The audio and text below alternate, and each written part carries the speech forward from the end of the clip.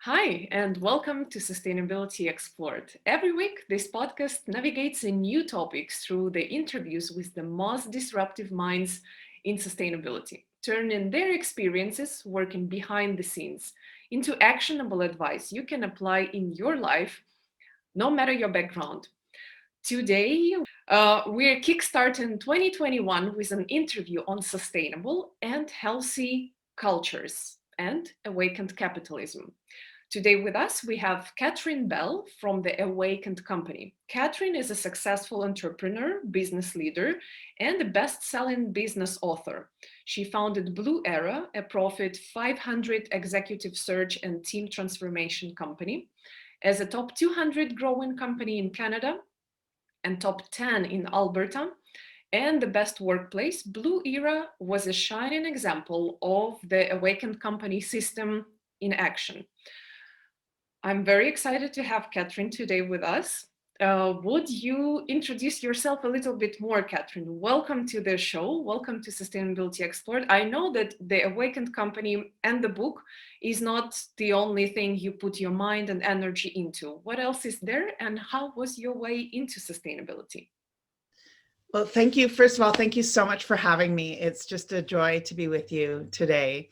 I am passionate about being a catalyst for awakening and for radiating love, wisdom, and power.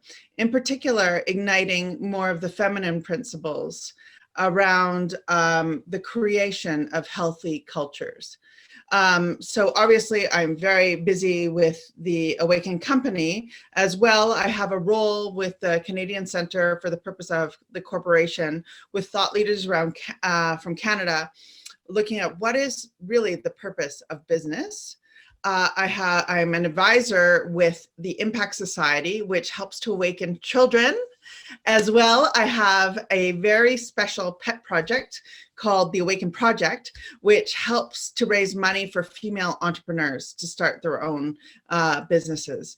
I'm a mother and I'm a passionate volunteer in our community. And I just feel like now more than ever is a time for us to awaken something new. It's like there's been tons of fissures in our society, tons of cracks, and everything is kind of being, in many ways, kind of blown open for how do we look at things, how do we be with things, and how to create a more sustainable way of being and doing in the world. So those are some of the things that I'm really interested in speaking about. I'm particularly interested in creating new contexts. So perhaps we can talk about that in the podcast. Yes, absolutely. But first about the name and the meaning of the book. You wrote a book, it came out in 2015, so 5 years ago. Did you anticipate the trend, or is it just me who started seeing the need for this awakening mindfulness, consciousness in doing business just recently in 2020, so 5 years later after you released your book into the world? So the book, actually, it took over 7 years to write the book. So the book was in process for a very long time. And business books typically have a life shelf of about 6 months. And the Awakened Company is currently still being sold. And it really is, I was sitting in a dimly lit cafe in New York City, and the name Awakened Company just dropped in. And I said to my colleague, Carolyn, I'm like, Carolyn, I think I have to write a book called The Awakened Company. So I started on this journey, and it kept on unfolding because things at Blue Arrow, we did things radically differently at the time. For example, we were doing mindfulness over a decade ago. We were doing yoga over a decade ago. We were focused on sustainability over a decade ago. So I really wanted to write and share about our experiences and our clients' experiences with it, as well as there's 3 pillars in the Awakened Company. It's business research, practical know-how, and wisdom traditions. So I also, we did tons of business research into the book. As well, I reached out to people like the CEO of Patagonia, Rose Marcario, Otto Scharmer from MIT, and I wanted to create kind of a confluence of influences to help business leaders create a new way of being and doing. And the reception has been very, it's amazing. 5 years ago, like that's 5 years ago. And now I think it's probably the most poignant time to read The Awakened Company. Like people will get it now. They'll see what I was actually speaking about. And when you hear about like organizations that focus on ESG, the performance is way higher. It's like when we focus on our internal state and our internal way of being and doing, it reflects in the external, which then helps everybody. Yes, the reception has been awesome. I checked the feedback on the book, the who praised for the book, and among others, I noticed Tony Robbins. I noticed Tony Hsieh, the CEO of Zappos. So apparently, it really shook some ground.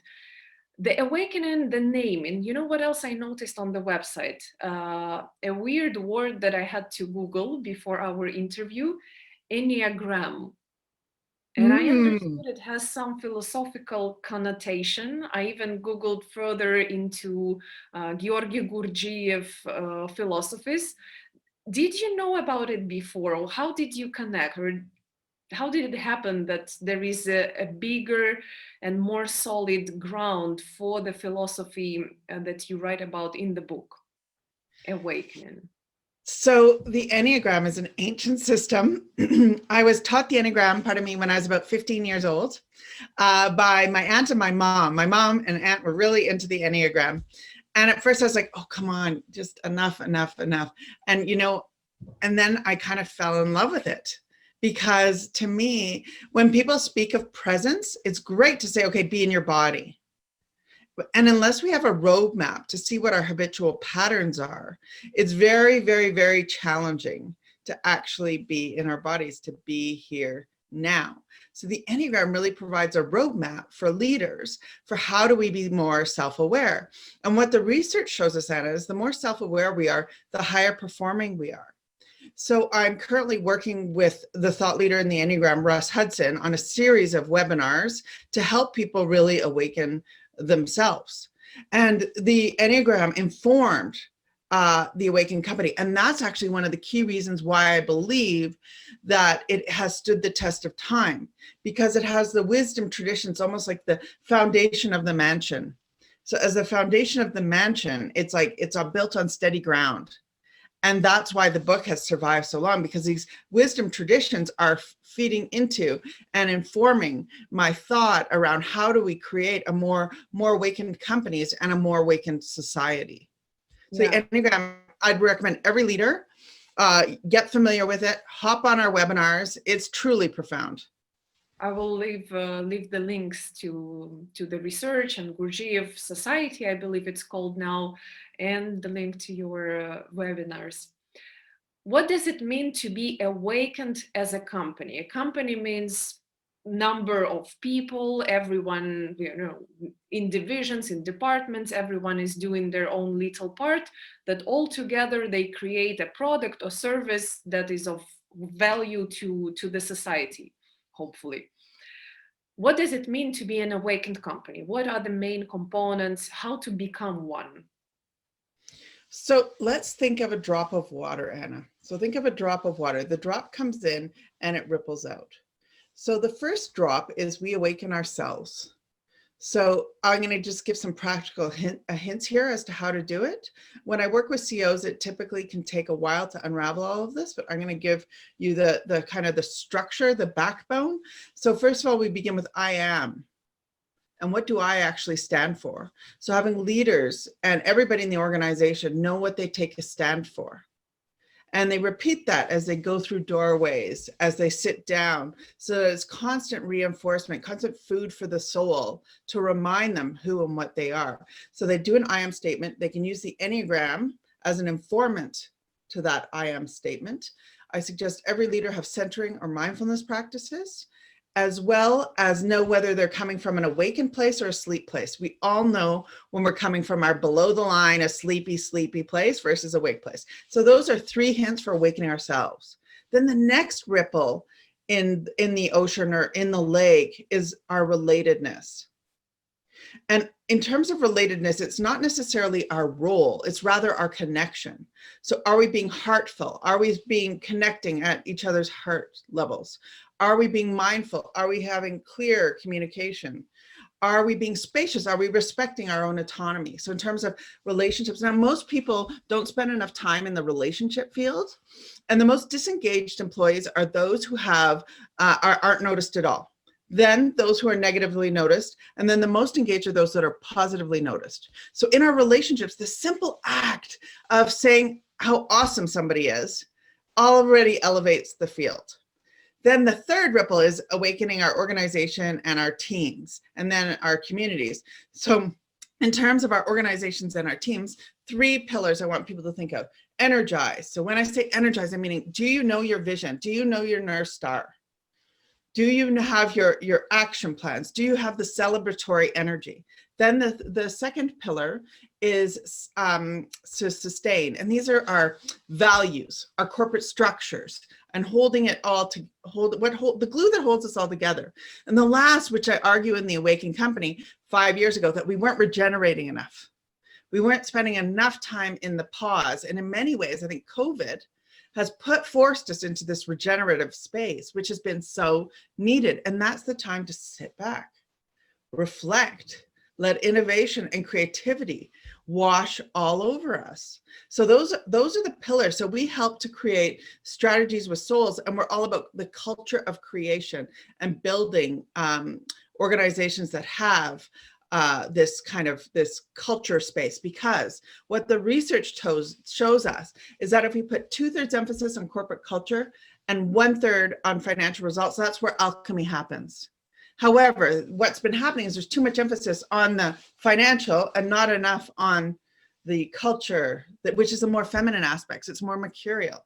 And yet what gets measured get managed. So we can measure culture. So things like engagement, things like, are we living our values? Things like, is our performance reviews reflected in our values? That's what I mean by culture. How do you measure the culture, the engagement? How do you know that you're achieving results in the corporation? What are the metrics? So this is where it gets really juicy and it comes alive, because in finances, it's so linear. So everyone knows their cash flow, et cetera, et cetera. Like that's fairly clear line of sight. Whereas culture, I believe, needs to be defined by the people in the organization. And then once it's defined in terms of values, in terms of what is important, then you put metrics around it. So let me give an example. One organization speaks of a value of innovation. So then, are they hiring based on people who have innovative values? Are they putting their performance metrics around who's innovative? And just, it can be the smallest things. It doesn't have to be this big, long survey. I've seen huge success with organizations who put value on 3 cultural metrics. And it's interesting though, it can't be one size fits all. So when people think it's one size fits all, it's off. It's off. This is more about the regeneration. It's more about the innovation, the creativity, and creating a field of space for those in your organization. For example, one of our values is passion at the Awakened Company. And we just did a video. We did one video and we're talking about how do you deal with COVID stress? And some of us, it wasn't the whole team, but some of us got on there and we talked about how you deal with COVID stress. And then one of my teammates said, Kath, we didn't live our values. We were not passionate. We were so flat on that. So we did a redo. So I put on the YouTube, the original one, and then the redo, so that people can see kind of the dynamism, and to catch ourselves in the act of not living our culture, not living our values. So that's another example. Yeah. Sometimes, and most often, speaking from the experience, companies hire on the basis, we have this position, we need it filled now, or better, yesterday. They don't look into, here is our code of conduct, here is our whatever values, even 3 of them. Do you really correspond? Do you feel, do you feel you fit here? No, they need to find the person and, put it straight into the working process. No one really on boards. I didn't have a lot of experience with IT companies, clearly, given my background, but the rest of them, like, yeah, we need the person, we need the hands, we need a little bit of brain, go work. What needs to happen and where in the organization, so that the management, I suppose, the company understands, no, okay, stop, this doesn't work. We want these values to be integrated in our business operations. We want to live and stand by these values. We want to be completely different. I think COVID is pushing us all towards that direction. The old ways, they don't work. So how to be new one, how to survive the crisis, regenerate and thrive. What needs to happen? Well, so as you know, I spent decades doing executive search. So I have searched for literally hundreds and thousands of senior leadership positions. And for us to just take a pause, to just take a deep breath, remember the ripple that I spoke of? First, we begin with awakening ourselves. So just to take a deep breath and to think, to really clearly think. And in that thought, then something else can enter and we can be more deliberate. So people are hired for technical skills and fired for personality. So I think just knowing that is, okay, I need to put more weight on the personal characteristics. A lot of people, the right people can be taught to do many things, but if you don't have the right kind of growth mindset, the mindset of learning, the mindset of developing, the mindset of open field, then you're not going to go anywhere. You will become, like in Zoom, the little box, and what we want is more of a learning, growing organism. I am also, what's interesting is I'm against kind of the relentless pursuit of more, which I think is a really important thing that we talk about. I think we all have to look at how much is enough and to define that for ourselves in this process and during this time in particular. But back to your question though, Anna, which was a very good one, is first weave it into everything, weave the cultural components into everything that we do. And it doesn't take, you will save yourself a ton of time in the long run, but in the short term, it may take a little bit more time. Right. Now back to your question, how to be disruptive. So, as you know, I'm on this Canadian Centre for the Purpose of the Corporation.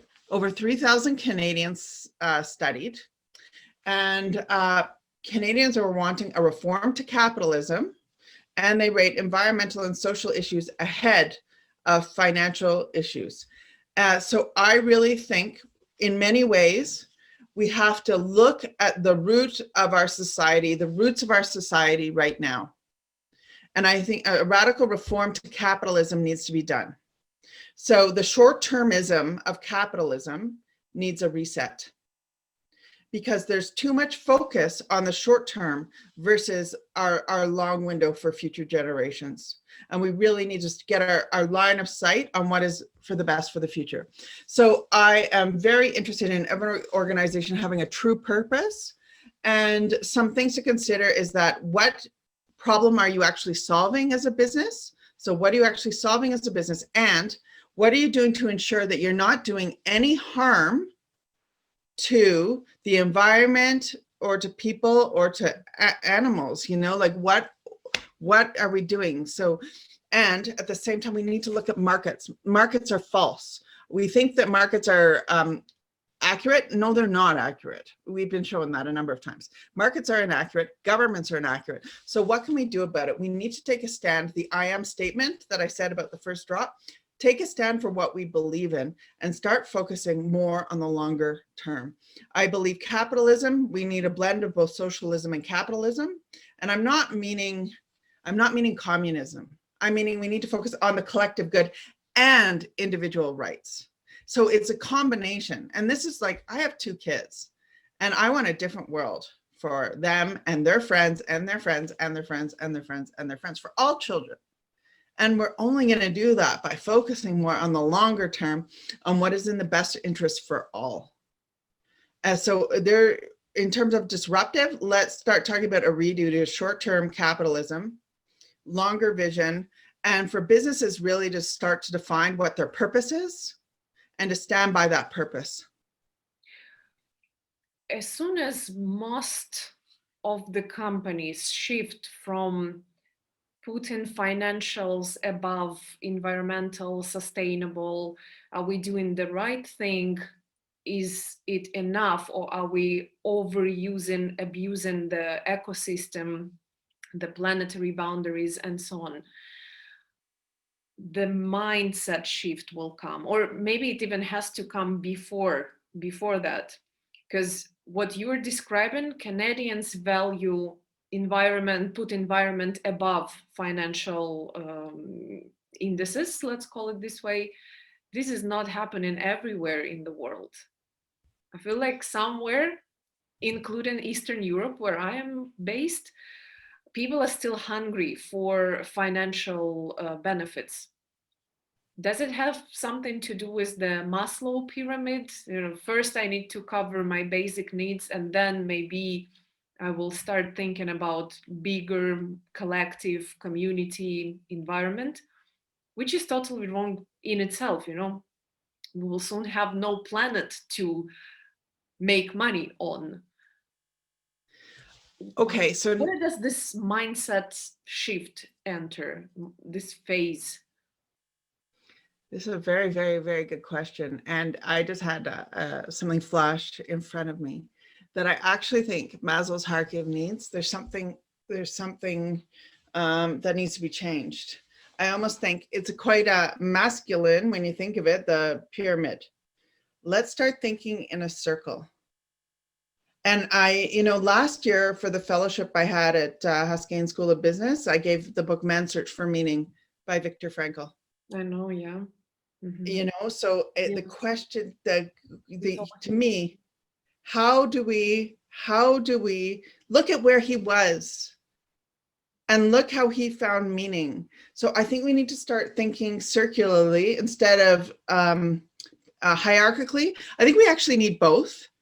And I think there's an invitation to really think circularly. I think everyone can connect with their spirit, with themselves. Let's not even call it spirit. Let's just call it connect with their own awareness. Everybody has that opportunity to connect with their own awareness. So connecting with our own awareness, then it will unfold different things for us, no matter where we are in life. And then eventually, I do believe the inner and the outer, our inner experiences then expressed in our outer knowledge. So I think it's a heart and mind set, as you were alluding to, Anna. I really, really do. And the research is available online. So I'd encourage everybody to go and look at that research, because I really think it's the future of business. Right. You mentioned a couple of times now the feminine perspective, the feminine standpoint, the view on things from the feminine perspective. What do you mean? Could you expand a little bit? Yes. So even our bringing our hands together like this, it's the uniting of the masculine and the feminine. So the left is often, I'm also trained in yoga, which you may or may not know, but I'm trained in yoga. So the left is typically our feminine side. The right is more of our masculine side. And it's like the logic with the creative. The moving ocean with the moon. It's, and to get practical, it's like, okay, financials would be more masculine, culture is more feminine. And I think we need to bring humanity back into organizations, and the humanity is more of our feminine side. And everybody has a masculine and a feminine side. And Russ, who the Enneagram leader, says the feminine is about context, the holding of context, which is more the longer term, which is what we're speaking about for our children and everybody else's children and animals. And so it's more about the holding of a larger context. And it's not as linear. It's not as easy to hold on to. And we need to bring voice to it, Anna. We need to bring voice to it. We need to start talking about it. Maybe not necessarily the feminine. Don't need to go around talking about the feminine business. What we need to, how's our culture? How's our connectedness in our organization? How are we getting along? How's our community? Those are very, very, very important topics. Do you think the governmental sector versus private companies have more advantage to integrate this awakened system, or vice versa? It needs a private ownership, one owner, one, the owner, the top management, someone who really cares about his business himself, and he knows where he's going and why he's doing what he's doing. Or the governmental NGO sector, governmental companies sector that is not privately owned, sometimes state owned, sometimes, I don't know, funded. Who is more susceptible to this change? Both can be receptive. Absolutely. Both can be receptive. It's about the mindset. Now, of course, if an organization is, let's say, 100 years old or 200 years old or whatever, the creation of change within that system will be different than the entrepreneur, because the entrepreneur can embed it in the foundation of their house or of their castle, whereas the kind of the solidity of government, that kind of that patriarchal structure, if it is patriarchal, can be a bit more challenging to change, because you're not building something, you're having to redo. And we all kind of don't like being changed. Somebody said to me the other day, you know, Kath, the only thing that likes to be changed is a baby with a dirty diaper. So I think, you know, we have to hold that kind of light attitude as we go about creating systemic change, is that let's make it fun. Let's make it joyous, and in it we'll all be better. Is without that attitude, and that's another thing, we've got to begin with the intention, back to the I am, so that our actions are manifested from that intention. Because or else it can feel kind of hard and sticky and not so nice. So the attitude of joy as we go about creating a new world, it's pretty exciting.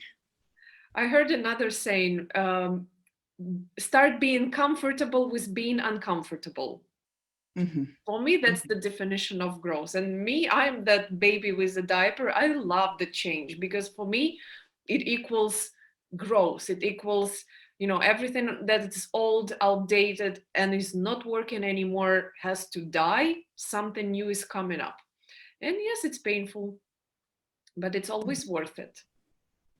It's true. It's very true. It's I find now to be, tell me if you feel the same way, to be a time of great hope. Like I feel more energized than I have in years. Why is that? How do you think? Because people are more open. There's more receptivity. Despite being more isolated? Well, and what's interesting is, so I feel this way. However, if you look at the statistics, suicide ideation has gone way up. Depression has gone way up. People at work are less happy. So, and yet for me, I find it hopeful, because hopefully in that, we're reflecting the mirror back on ourselves, saying, what is really going on here? And what is really, really foundationally important? And, speaking of being uncomfortable, I'll say something uncomfortable, but for me, it's all about, like, are we really loving each other? And I'm kind of uncomfortable saying that, so I have to walk my talk and lean into discomfort. Are we really showing up and loving each other and caring about one another? Because at the end of the day, I know when I die, and I think every leader should do this, you need to write your own eulogy. Everyone should write their own eulogy and live from that place. And, what kind of impact have you had on the hearts and minds of other people? And that's really, really what it's all about. So bringing that, every leader should write their own eulogy, and to remember, how much did I really love, and how much was I really actually in the world and not in my egoic trap of the world. I often think, the other day I was thinking about it, And I feel like some days, like a great artist, we're all like, there's an outline of a painting and we're all just waiting to be filled in moment by moment. And how do we allow that filling in to actually happen? And so that we can really serve humanity and serve the planet in a very, very real and kind way. Absolutely. It's all about values. Making money for the sake of money. Me, I personally get bored very fast. It gets old very fast for me. What's the point? Where are we going? What's the goal? But bigger goal, not to live in a bigger, better house and have a bigger, better car, but am I serving the community? Am I useful? Is my business useful? Am I covering someone's needs? And so on and so forth. Would you name or do you know of any awakened companies? So one of the things I'm trying to get away from is that often we all look to big brands and put big brands, and I want your listeners to really hear this, that they can be and are the beacon of hope, that they are, the awakened company, the awakening company. Yes, there are examples like Patagonia, like Zappos, like there's many, many, many examples. And I really want people to invite their own pathway, invite their own rivers to really becoming this themselves. Because in the creation of context and creation of culture, it's an individual journey. So you can look at what other people are doing. When I spoke to Zappos, they said something, it was amazing what she said. She said, Kath, we do R&D, rip off and duplicate. And so I think to an extent, everybody can do R&D, like, that works in this culture, this works in that culture. And we must find our own river pathways as organizations, and we can do it. It's like one of my mentors says to me, Julian Barling, he says, what's the smallest thing we can do? And just to continually focus on awakening and on what is the smallest thing we can do today, right now. Right. Beautiful words. It's so true. You mentioned earlier in this episode about capitalism. What's wrong with the current model of the capitalism and what needs to be changed? Oh, where do we begin? First, the short-termism needs to change, i.e. the length of the quarters, because you know what? It also creates the undue pressures on senior leaders. There is so much pressure on leaders. So short-termism needs to change. The way people are paid within organizations needs to change. It's not okay that the CEO makes a gazillion times more than the average paid worker. So we need to confront these things. We need to confront some hard truths and look at who's in power, and we need to change who's in power and be more inclusive and more diverse and more equitable. These things need to happen. So for example, with Blue Era, starting in 2008, one of the most difficult times to start a business, it then went on to grow. But for the first little while, Shahana and I did not take a salary. Everyone else was paid but us. So leaders need to start building trust by doing things like paying fairly. Like, this is not rocket science. We did unlimited vacation. That's an example of trust. We trust you to do your job without having to micromanage people. Give people back a sense of control and a sense of meaning. So in other words, what I'm asking, Anna, is for a change inside and outside. This is a systemic change that I think is going to take decades to happen, and yet we need to begin talking about it. It's uncomfortable to speak of. I was on a call the other day with hundreds of CEOs, and I spoke about how we need to change these things. I was not comfortable speaking about it because they were the people I'm asking to create the change. And there was some resistance, yes. And that's okay. We need to come up against it, right? Into our discomfort. Yeah. Expected, quite expected. Speaking of expectations, what are your expectations in regards to the awakening, mindfulness, conscious cultures, healthy, sustainable cultures in and for 2021? All things considered. Well, first of all, let's welcome 2021 in. Let's just, begin with appreciation for being here and welcome 2021 in. And there's an invitation for all of us to bring our most awakened selves to the table and our most awakened relationships and our most awakened teams and organizations. And we do that, it can just be taking one breath at a time. Just one breath at a time, exactly, Anna. Exactly. Breath and your physiology changes. Your state completely changes. And and so how do we, and with everything we do with our relationships, give it that one breath. With our teams, give it that one breath. And you can even use different practices, like you can use your fingers. Okay, I'm remembering to be here. I'm remembering who I am. I'm remembering what I stand for. And one of my teachers said to me, he said, I have a number of spiritual teachers, but they said to me, relax into what is already present. And I thought that was a very beautiful, beautiful reminder. So as we enter 2021, relax into what is already present. And then we can carve different riverbeds together that are alive and awakened for everybody. Beautiful. I love it. Relax into what's already present. Mm-hmm. Yeah. It's already there. Yeah. To wrap it up, I usually ask my guests to share one piece of advice for the listeners. What would be yours? So it's like the drop we spoke about in the beginning. So we begin with awakening ourselves, awakening our relationships, awakening our teams, organizations, communities, world. And we always begin with the smallest circle, which is ourselves, and taking that one breath. So the invitation for everybody, after hearing all of this stuff that we've been talking about, strategy with soul, culture creation, change to capitalism, change to financial metrics, begin with what is the smallest thing that you can do after listening to this podcast, and take action. So what's your intention and what's your action around the smallest thing? Because ultimately it's all about the series of small acts that adds up to a bigger ripple.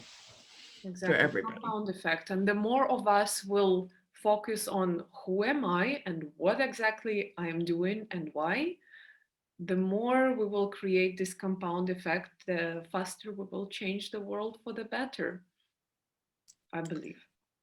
Thank you so much, Catherine, for being on the show, for sharing your wisdom.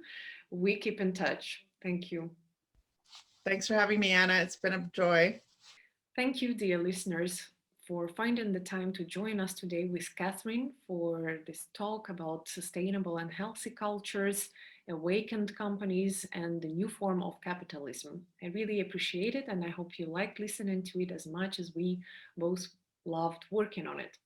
As always, if you have any questions for me or Catherine, don't hesitate to reach out to us on LinkedIn. We are both easily findable, approachable. We reply our messages. Not sure about myself, but I try. If you like the podcast, you know what to do. Like, subscribe, share on your favorite social media accounts, and leave a review if you can, if you want. Reading your reviews will make me very, very happy. And if you leave a review on our Podchaser page, I will reply to you in person as I always do. I always suggest some other related episodes that you could continue listening to expand your knowledge on the topic. And I'd like to draw your attention to the episode called Conscious Capitalism, Culture and Leadership with Johanna Lyman. Finally, reach out to me on LinkedIn, challenge me with your questions, suggest guests or topics you'd like me to cover in the future. And this was Sustainability Explored, Season 6. And me, your host, Anna Chashina. Thank you again for listening, for being with us today and always. And until next time, next Thursday, take care, stay sustainable. Bye bye.